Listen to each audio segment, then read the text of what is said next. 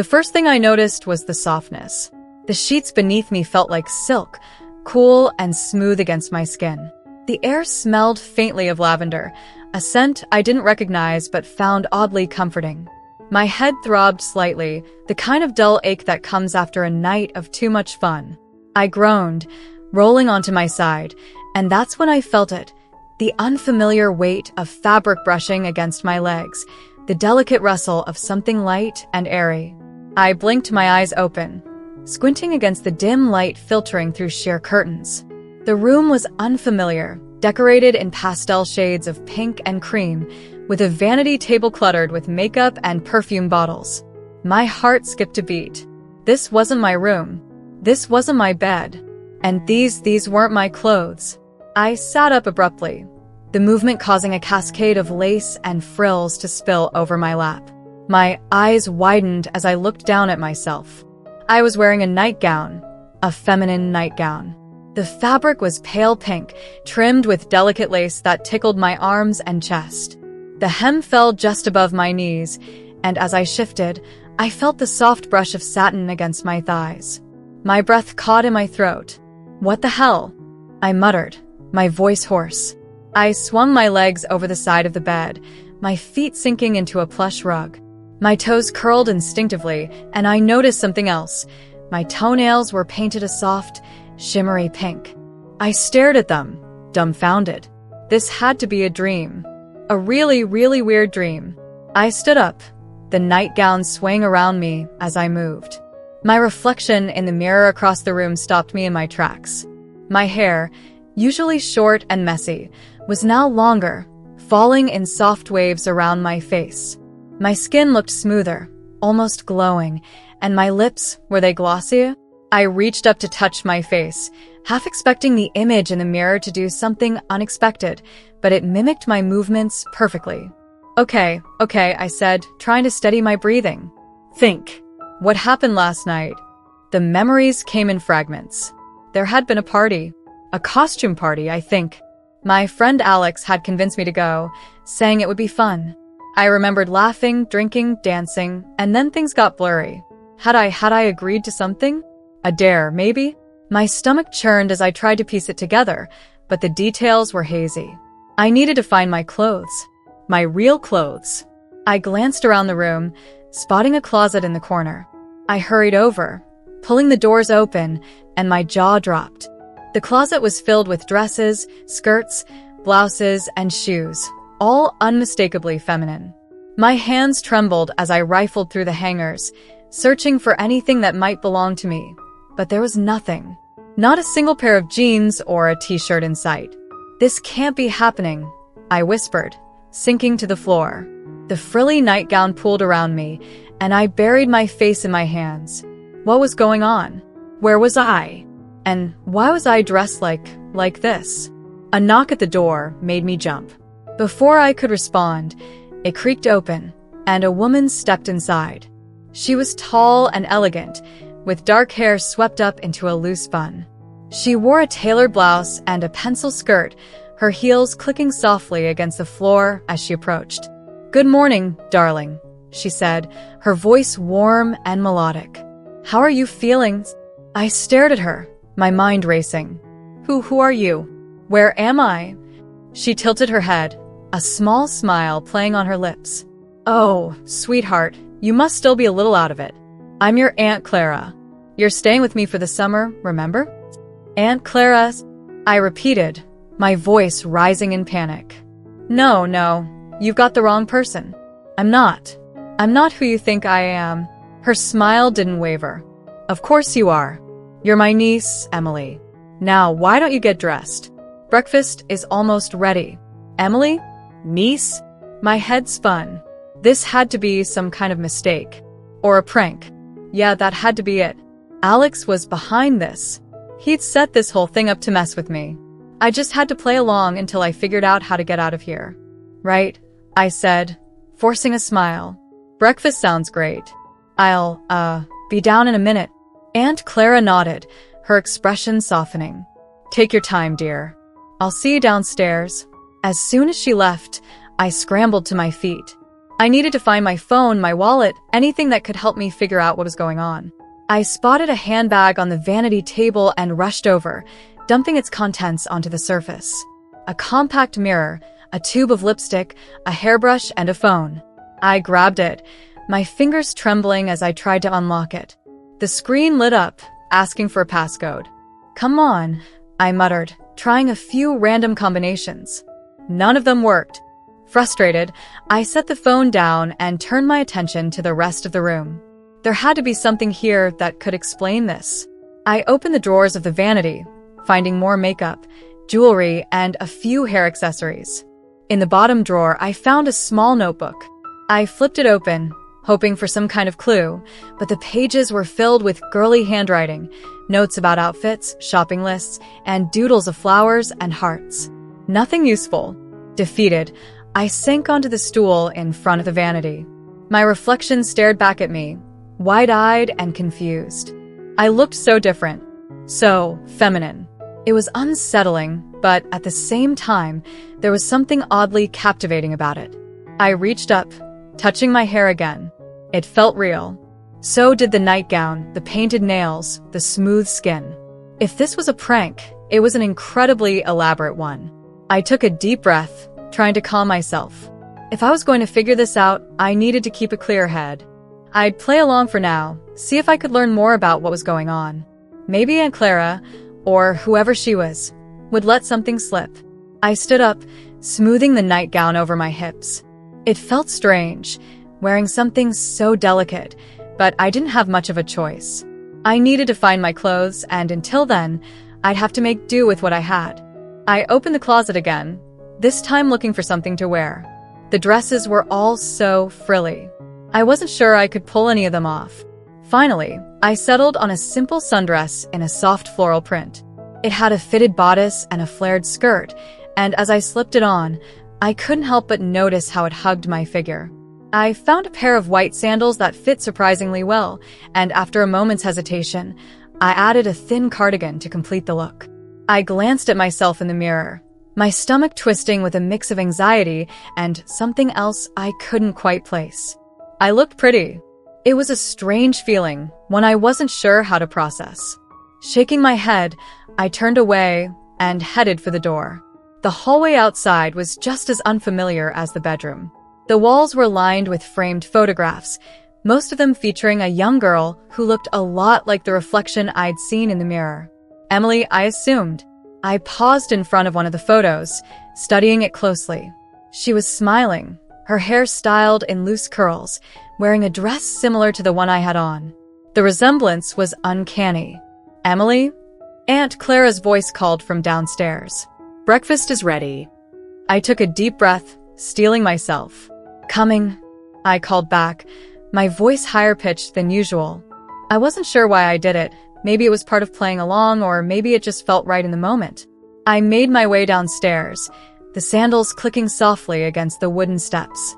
The house was cozy, with warm lighting and comfortable furniture. It felt lived in like a real home. Aunt Clara was in the kitchen, setting a plate of pancakes on the table. She looked up as I entered, her smile widening. "There you are," she said. "You look lovely, dear.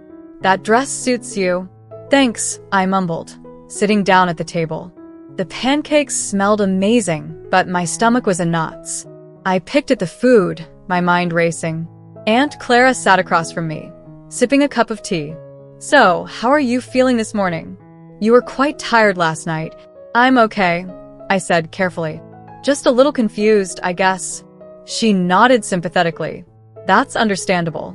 Moving to a new place can be overwhelming. But don't worry, you'll settle in soon enough." Moving to a new place? What was she talking about? I opened my mouth to ask, but she continued before I could say anything. "I thought we could go shopping today," she said. "You'll need some new clothes for school. And maybe we can stop by the salon, get your hair trimmed. What do you think?" "School? Hair trimmed?" My head was spinning. Sure," I said weakly. "That sounds nice." Aunt Clara beamed. "Wonderful. We'll leave after breakfast." I forced a smile, my mind racing. This was getting weirder by the minute. I needed to find a way out of here, but for now, I'd have to go along with it. Maybe, just maybe, I'd find some answers along the way. As I took a bite of pancake, I couldn't shake the feeling that this was more than just a prank. Something had happened last night, something I couldn't remember. And until I figured out what it was, I was stuck in this strange, frilly nightmare. But as I glanced down at the dress I was wearing, a small part of me wondered if it was really such a nightmare after all. I forced myself to finish the pancakes, even though every bite felt like it was sticking in my throat. Aunt Clara chatted away, oblivious to my internal turmoil. She talked about the town, the neighbors, and how excited she was to have me staying with her for the summer. I nodded along, pretending to listen, but my mind was elsewhere. After breakfast, Aunt Clara insisted on doing the dishes while I got ready to go out. I retreated to the bedroom, my heart pounding. I needed to find a way out of this, but how? I didn't even know where I was. I glanced out the window, hoping for some kind of clue. The view was unfamiliar, a quiet suburban street lined with trees and neatly trimmed lawns. There was no sign of the city, no landmarks I recognized. I turned back to the room, my eyes falling on the handbag again. Maybe there was something I'd missed. I rummaged through it once more, this time finding a small wallet tucked into a side pocket. I opened it, my hands trembling. Inside was a driver's license. I pulled it out, my breath catching as I saw the photo. It was me, or rather, it was the face I'd seen in the mirror. The name on the license read Emily Carter. My stomach churned. This wasn't just a prank. This was something else entirely. I shoved the wallet back into the bag, my mind racing. I needed to get out of here. I needed to find Alex or someone who could help me figure out what was going on.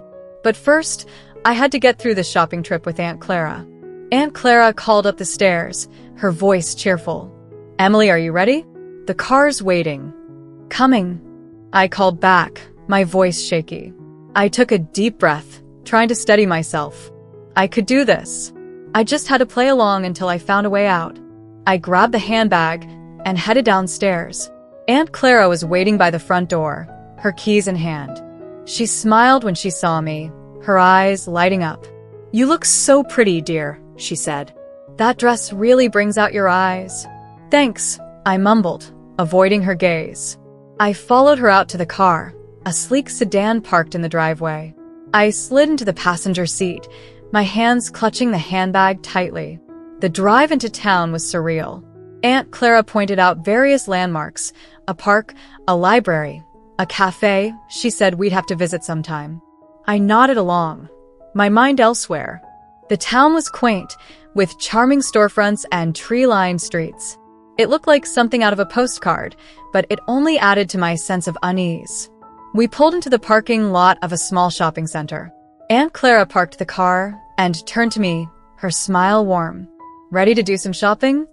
"Sure," I said, forcing a smile. I had no choice but to go along with it.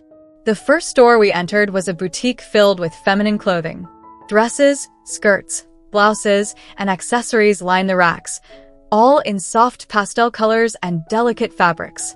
Aunt Clara immediately began picking out items, holding them up for me to see.